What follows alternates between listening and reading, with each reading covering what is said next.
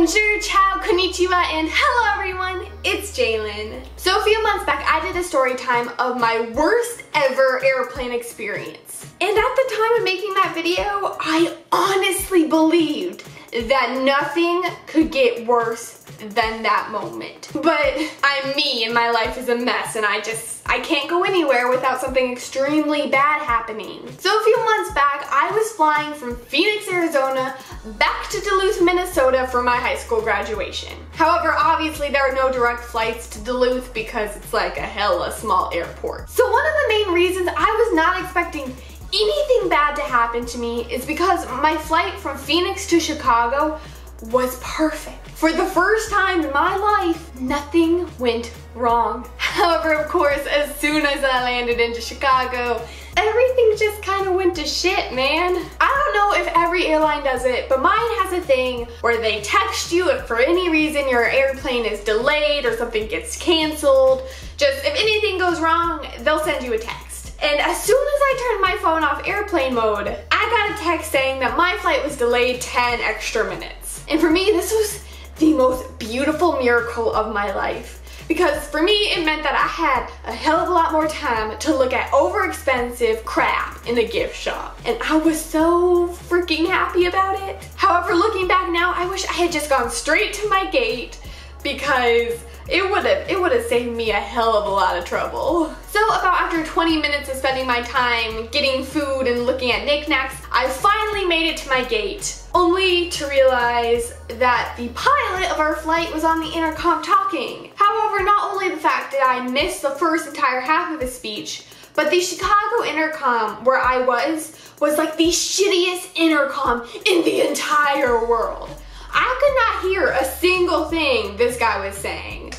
So I made stupid decision number 2 and decided to just go with the flow and ignore him because I'm sure he couldn't be saying anything important. However, when he finished speaking, I looked over to the gate next to us, and that's when I noticed that the gate next to us was another Duluth flight that was supposed to leave at 9:30 a.m. It was already 2 o'clock in the afternoon, so these people had been waiting like almost 5 hours. So as soon as the pilot guy stopped speaking on the intercom, I walked up to this very friendly looking older couple to ask them what was going on. Excuse me, sir, did you hear what the guy said? This plane is not safe. I'm getting another flight. Okay, thanks. Now, honestly, at that point, I probably should have walked up to a worker and asked what was going on. But as soon as they started running away, they started boarding the plane.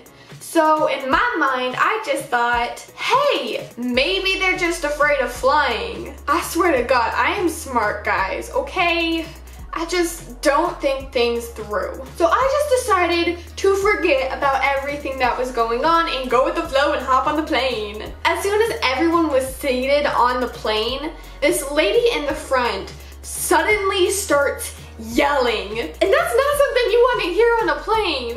But that's when the pilot came out to reassure us about everything that was going on. Now this guy was like a mix of reassuring us that everything would be okay, but also making us feel like we were in this action movie, that any second Jason Bourne was gonna walk out and start beating the shit out of some criminals. So of course I stayed on the plane because I was like, damn. The one thing I forgot to mention though, is that all flights that fly in or out of Duluth, all the planes are the super tiny, super old ones. Basically the plane is very close to death, but you feel like it's got one last good ride in it before it just burns and dies. You could imagine just what the flight was like. Really bumpy and really scary with a lot of people crying. You think I'm kidding, but I'm really not, because the people in front of me were praying. I have nothing against praying, but when you see praying on a plane, it makes me feel like I'm going to die. Now, as we were getting ready to land in Duluth, the pilot came on the intercom.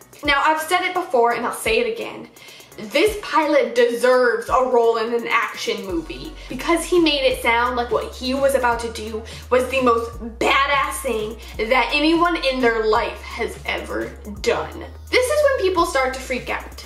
There are people crying in the front saying they're gonna die. The family in front of me is praying. Now at this point in time, things were pretty shitty, but I did not believe that anything could get worse. But as we were getting ready to descend and everyone had their seatbelts on and it was pitch black back because of the clouds, the lovely old man next to me decided to like pass out or fall asleep. I don't know what he freaking did, but 1 second he's doing his freaking Sudoku puzzles next to me, and the next, this man is on my lap, not moving, not doing shit. So I do the next logical thing and I try to press the button for the flight attendant. But as soon as I'm about to press the button for the flight attendant, all of a sudden the plane switches from going down to shooting up into the sky. I end up punching myself right in the freaking face. I was a little dazed on what was happening, because 1 second the clouds outside are super duper dark, and then the next second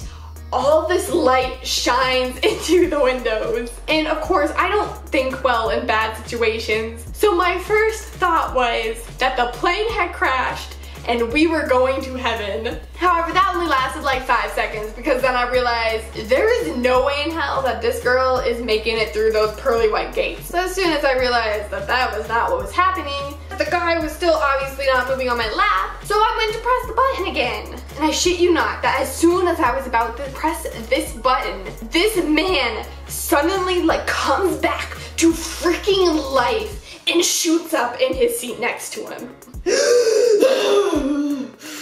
Oh man. Now I in no way blame the pilot or the crew on this plane, because they did an amazing job.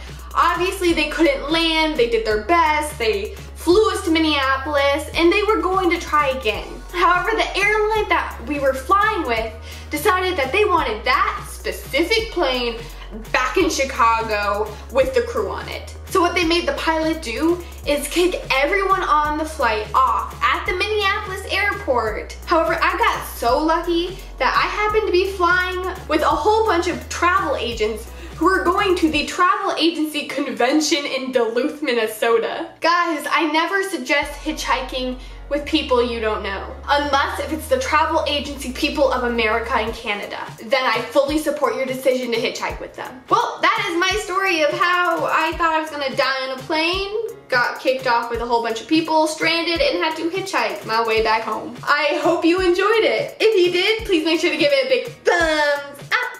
Also, I want you guys to leave a comment down below and tell me about your worst ever flight experience. Finally, don't forget to subscribe so you can see more of me, because I make videos every single Sunday and they're super duper fun and we're always partying. Thank you guys and bye!